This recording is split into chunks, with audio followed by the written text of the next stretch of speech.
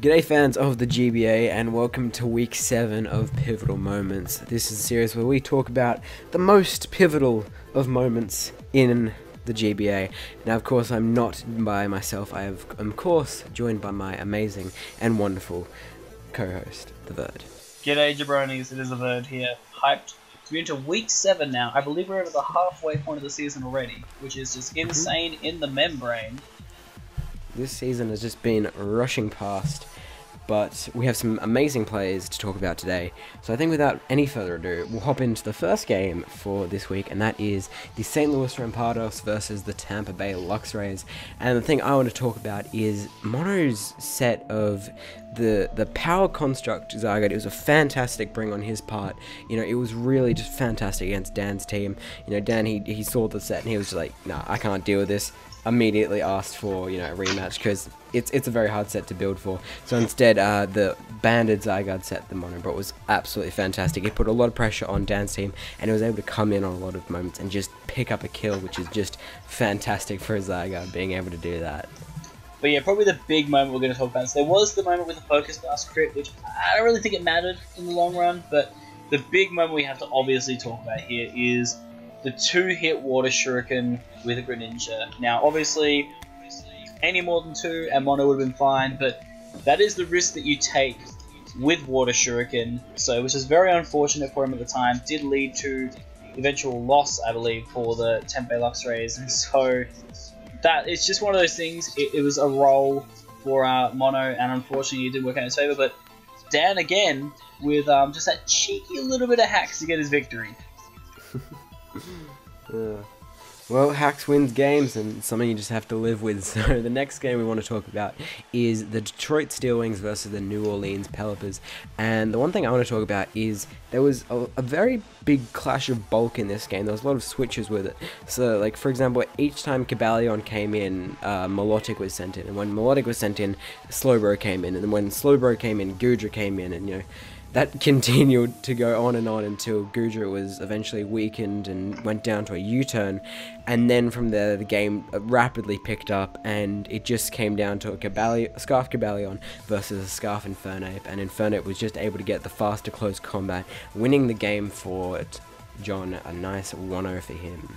One of the big moments that definitely helped out John was when Goodra's Flamethrower got a burn on the Kyurem, which meant that it couldn't actually roost and was taken out by it. That was massive because it just would have been, at that point of the game, it would have been better for Crimson to have more Mons. It could have given him more sacks, more situations that could have led to him having the win. So that was just a really annoying bit of hacks for Crimson, but he took it like a champ. So the next game we're talking about is the San Diego Chimchargers versus the San Jose Sharpedos, and I'll let Verd take over for this one. So, two of the big things kind of revolved around Virizion. Like, Envy has been using Virizion exceptionally this season, and the big one on one side for Tom's part was when he went for the Wish with Vaporeon, and instead of protecting to make sure he was back up at full health, potentially, you know, do some bits with it later in the game, he actually decided to not protect and risk the roll the Leaf Blade had to kill the Vaporeon from there, and unfortunately for Tom, the roll went in Envy's favor and it went down, so one has to question maybe whether protecting there was the better play. I guess maybe Tom was also fearing a potential SD from Virizion, knowing that the protect could happen, but regardless, Envy got the roll, Vaporeon went down. That led to the other big pivotal moment of this week, which was SD Virizion. On paper, it's just an interesting seller. Speed-wise, it's great, and Envy used it perfectly in this matchup. He basically weakened the Celesteela to the point where SD Virizion could clean up the rest of Tom's team, and it led to a really comfortable victory for the Chimchargers. I think one thing on that is Tom would probably be a bit scared to click Protect against Envy, especially after what happened in the last game that they played. Yeah, but true. The next game we want to talk about is the Alola Athletic versus the San Francisco Giants. And yet again, we're talking about a timer stall in the GBA this season, which is incredibly odd. There's a lot of timer stalls happening this season, and there's many theories going on to why that is. But Gio, in the latter half of their game, he decided to timer stall because that was his win con. That was the way he was going to win. By stalling out the timer right to the end, he was able to keep his Mons at higher health than Callum's, and overall just picked up the solid win right there. Unfortunate the game had to go to timer, and I think if the game was played out regularly, there may have been a bit of a different, result. But, you know, that's how the game happens. That's where a win con is. And if you have to take it, then by all means take it.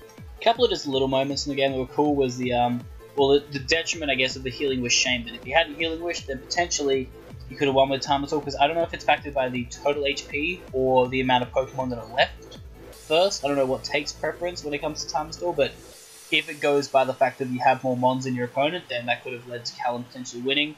The other thing, I guess, with Geo was the fact that his bulky Ments were still able to damage a lot of Callum's Mons really hard for Joker. But the big play that I want to talk about is the Fly MZ Tyranitar, 'cause that was cool. Like, I never in my wildest dreams imagined a Tyranitar descending from the heavens, looking like it's going to get in that booty, as Callum predicted the Conkeldurr to come in. Granted, he did this move against a Mon, I can't remember exactly which Pokemon it was, but I knew it wasn't going to damage it that badly. But he predicted either Conkeldurr or a Moongus to come in, and took Conkeldurr out, which was just an amazing turn. I thoroughly enjoyed watching that, for sure. Fantastic animation. You've seen this Tyranitar just fly up into the sky and crash land into something. It was majestic. It was just majestic. Absolutely amazing. So the next game we're talking about is the Milwaukee Swordsbucks versus the Utah Jasmine. And Swellow for the Jasmines has just been performing fantastically. At the end of this game, it had a little mini sweep, able just to pick up kills. I do believe it was a roll to kill the Meloetta, but it did get the high roll and was able to take it out. And just from there, it just tore through the rest of Battlerax's team. And I think it really got to Battlerax's this game we did see the death of Battlerex, so I'm very concerned about what's happening, you know, in the future of the Milwaukee Swordsbucks run in this season. Yeah, one like equals one pay of respects to the Battlerex family. Obviously, they're going through a tough time right now, so respects are very much appreciated. One of the big things that I noticed from the prep this week was just the lack of a Choice Scarf Mon, especially since he didn't really have anything on his team to outspeed the Swellow. I think that was like really important. He was talking about potentially getting Choice Scarf Komodo, which I think would have been better for this matchup overall. It's one big thing in prep. It's always nice to have one Pokemon that can outspeed everything on your opponent's side, just in case. Like, it might not be on paper that useful, you think, but in the battle, in this situation, if he had something that could outspeed that Swellow, he might have been able to get the win there. So that was just one kind of pivotal moment to look at. So the next game we want to talk about is the Pittsburgh Piratas versus the Florida Gators. And the one thing I want to talk about is, first turn we have a face down between Mamoswine and Nidoking, two very strong ground types, and Top decides to stay in and click Earth Power. Now, in my opinion, I think an Assault vs Mamoswine was very likely this game because Tub himself had Tapu Koko, so he decided to stay in, and his Nidoking went down first turn. Maybe he was expecting him to go for rocks or something, but I definitely think that was the wrong play, especially when you had a Hitmontop in the back, which can come in and take any hit from a Mamoswine. Even if he did go for rocks, you would be able to just rapid spin them away. So I found that, you know, so pivotal and just so depressing and annoying when I saw it, because I was like, the Nidoking, it would have been so good. And Gator himself said he had absolutely no switch into it, so it was very unfortunate that it went down first turn. It's the second time this season where a Mon leading against Mamoswine has stayed in thinking he can take it on and just got blown back. But the other big play, I guess, well, it wasn't really a big play, it was kind of a misplay from this game, it was kind of pivotal, was Flame Charge into a Heatran, which was, I don't know, I get the premise of what was trying to be done, but I think it's one of those things where it's better to go for Flame Charge when you know there is no chance of your opponent going into Heatran, or if Heatran is already dead.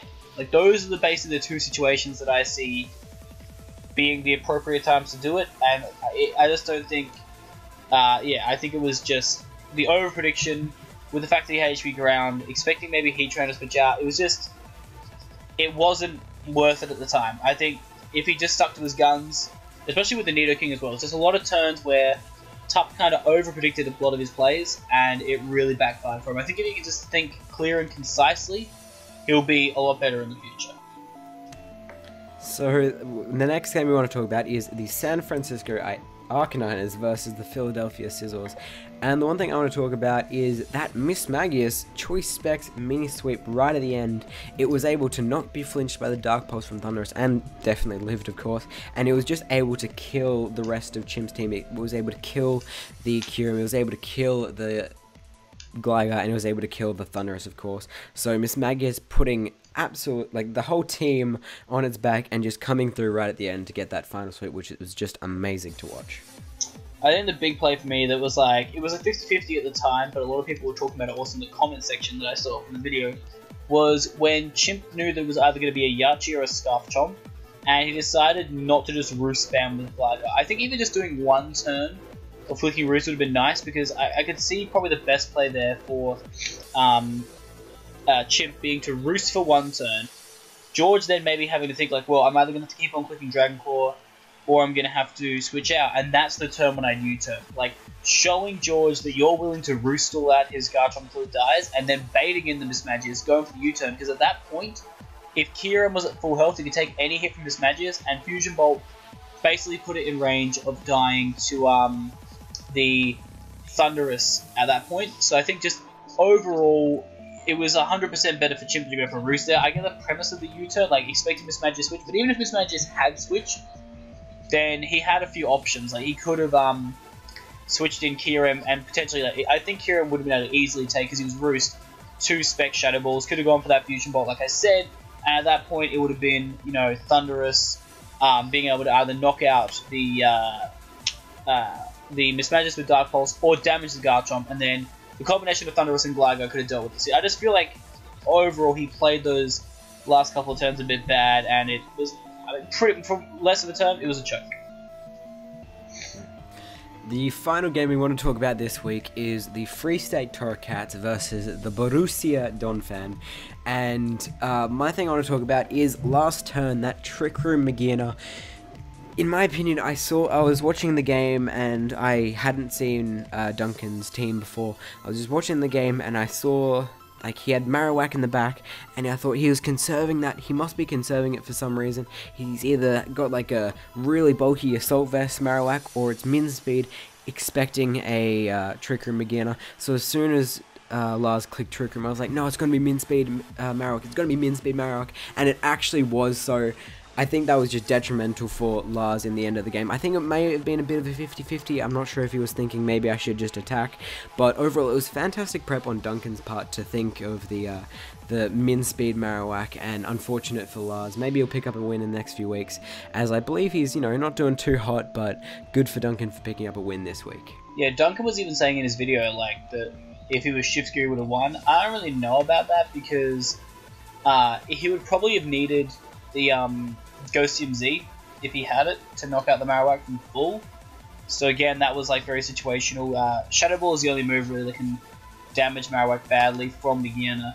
In general, he could have been HP ground, but I think Shadow Ball would have much better. And then after a Soul Heart boost, he might have been able to take out Metagross, but it was just very situational at the time. But the big pivotal moment, I think, was not only the Trick Room beginner, but the fact, like you said, that Duncan had a Min Speed Alola Marowak. Since he didn't really need the speed at all, like running the Min Speed just in case of this one set, and it, you know, worked out perfectly for him. And, you know, I'm really glad that he was able to, you know, take an idea and it ended up paying off for him.